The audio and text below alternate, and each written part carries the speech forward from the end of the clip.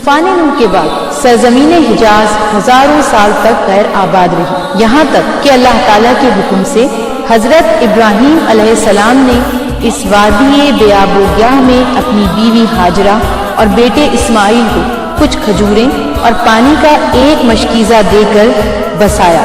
جب وہ انہیں چھوڑ کر واپس جانے لگے تو حضرت ہاجرہ نے پوچھا، آپ ہمیں اس لک و دک وادی میں جہاں نہ سبزہ ہے نہ پانی کیوں چھوڑ کر جا رہے ہیں؟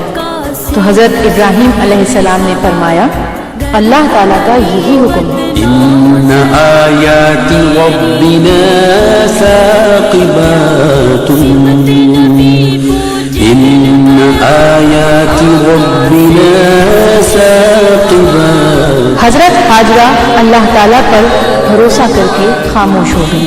جب پانی ختم ہو گیا اور بچہ پیاس کی شدت سے بےتاب ہوا تو حضرت ہاجرہ پانی کی تلاش میں ادھر ادھر دیکھنے لگی، لیکن دور تک پتھروں کے سوا کچھ نظر نہ آیا۔ قریب ہی آمنے سامنے دو پہاڑیاں تھیں جنہیں آج صفا اور مروہ کہا جاتا ہے۔ رخشندہ تابندہ ہے آیات الہی۔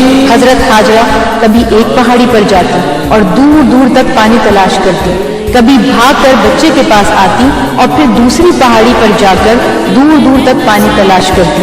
اس طرح دونوں پہاڑیوں صفا اور مروہ کے درمیان حضرت ہاجرہ نے 7 بار چکر لگایا۔ اس دوران پیاس سے بے حال بچہ اپنی ایڑیاں زمین پر رگڑتا رہا۔ آپ چشمے تصور سے اس منظر کو دیکھیے کہ ایک سنگلاخ وادی جہاں تا حد نظر نہ تو کوئی متنفس ہے، نہ سبزہ، نہ پانی، صرف ایک ماں اور اس کا شیر خوار بچہ ہے۔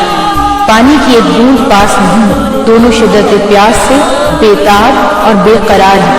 اس وقت حضرت ہاجرہ کا کیا عالم ہوگا، لیکن ایسے عالم میں بھی ان کی زبان پر حرف شکایت نہیں ہے اور ان کا ایمان ہے کہ اللہ ان کو ضائع نہیں کرے گا۔ خلق اللیل والنہار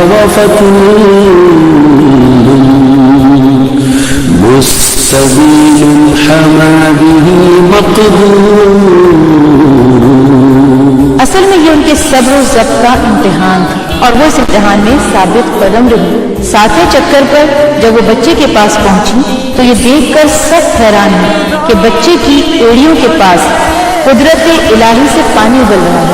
روایت ہے کہ اللہ تعالیٰ نے حضرت جبرائیل علیہ السلام کو بھیجا، انہوں نے زمین پر اپنا پر مارا تو زمین سے پانی کا چشمہ ابل پڑا۔ کبھی آڑ مقدر کی بلاری،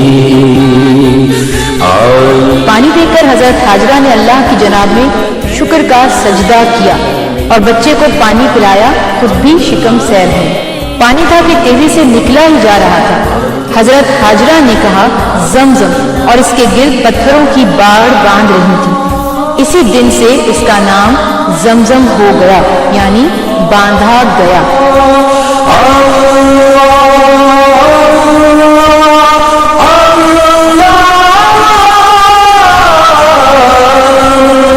اس وقت حجاز کے ریگستانوں اور سنگلاخ میدانوں میں دور تک پانی نہیں ملتا تھا۔ لوگ قافلوں کی صورت میں پانی کی تلاش میں سرگرداں پھرتے رہتے تھے۔ انہی دنوں بنی جرہم کا ایک قافلہ ادھر سے گزرا۔ اس نے جو یہاں پانی دیکھا اور اس لقودق اور ویران وادی میں ایک عورت اور ایک بچے کی طرف نظر کی تو انہیں سخت تعجب ہوا، کیونکہ ہزاروں سال سے یہ وادی بے آب و گیاہ تھی۔ اللہ کو منظور ہے بس دین حنیفی، اللہ کو۔ حضرت ہاجرہ سے اجازت لے کر اس قافلے نے وہیں پڑاؤ ڈال دیا اور بود و باش اختیار کر لی۔ اسی طرح اللہ تعالیٰ نے اپنی حکمت سے اس جگہ پانی بھی فراہم کر دیا اور اس وادی کو انسانوں سے آباد بھی کر دیا۔ نہ کسی دین کی محشر میں رسائی، اور یہ سب چشمہ زمزم کی وجہ سے ہوا۔ ہزاروں سال سے یہ چشمہ اسی طرح رواں ہے۔ ہر سال دنیا کے گوشے گوشے سے لاکھوں مسلمان مکہ مکرمہ حج کرنے کے لیے پہنچتے ہیں اور روزانہ لاکھوں کروڑوں گیلن آب زمزم خرچ ہوتا ہے۔